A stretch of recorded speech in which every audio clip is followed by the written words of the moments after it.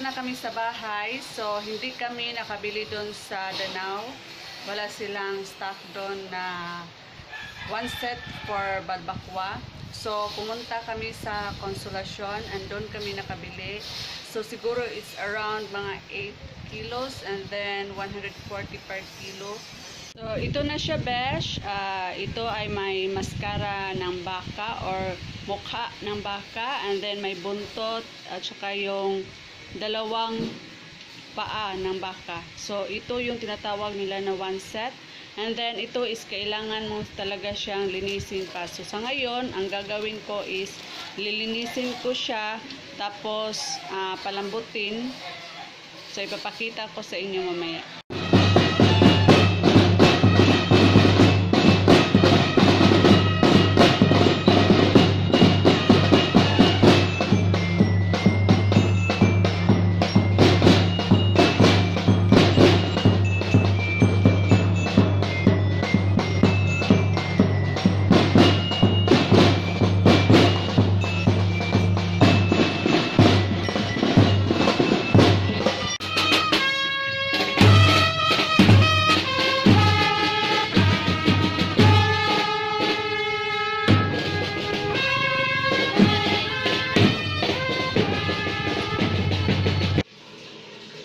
So, ngayon, besh, is gagawa ako ng macaroni salad. So, ang kailangan ko is 2 days, and then salad and sandwich mayo, and then nata de coco na white, and then red, and then at saka itong green, dalawang cheese, dalawang Nestle, and dalawang carnation condensed, and then dalawang pack ng raisins for 1 kilo of macaroni.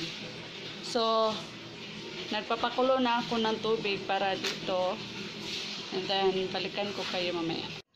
So, ito na siya mga besh. Imimix ko lang siya at saka ilalagay ko siya sa cups ng mga pang salad. At shout out kay Lisa A. Yes, besh, tama ka. Fiesta sa amin, kaya si Besh is naglilinis. So, ayan. Done na mga Besh. Ubos na yon. So, ilagay ko na lang siya sa ref. So, ito na pala yung update ng aking balbacua mga Besh. So, kanina pagkatapos ko siyang linisan is pinakuluan ko na siya hanggang sa lumambot.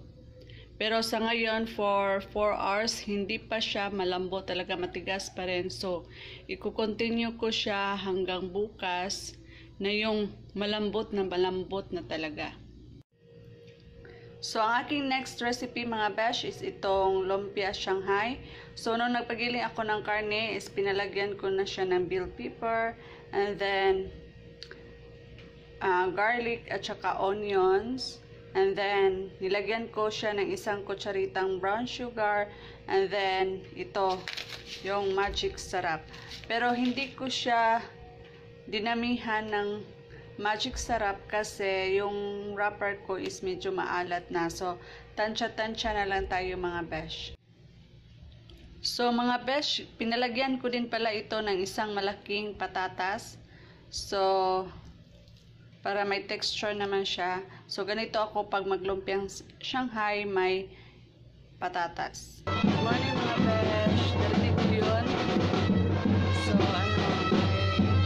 around kasi fiesta na naman.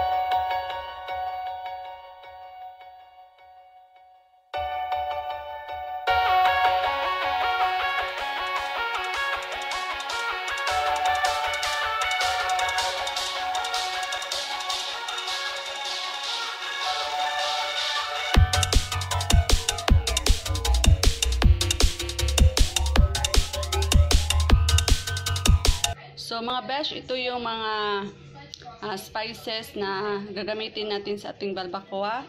So first is itong ahos or garlic, and then ginger, onion, and then bell pepper and tomatoes. So igigisa lang natin siya sa oil, and then ilagay natin siya doon sa ating pinakuluan or pinalambot na balbacua.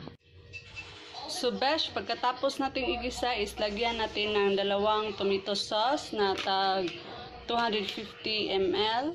250 gram. And then itong hands na pork and beans na malaki, 2. And then 2 dry peas. Itong dry peas. And then 2 salted black beans, and then 2 sachet ng paminta.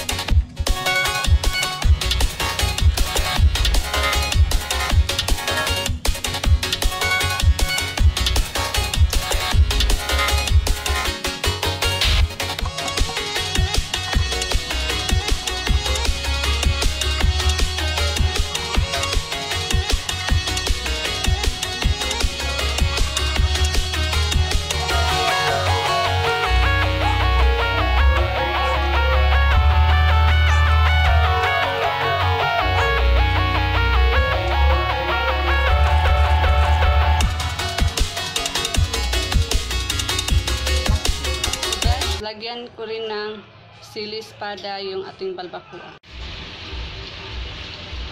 So yan, niluluto din ako ng bola-bola.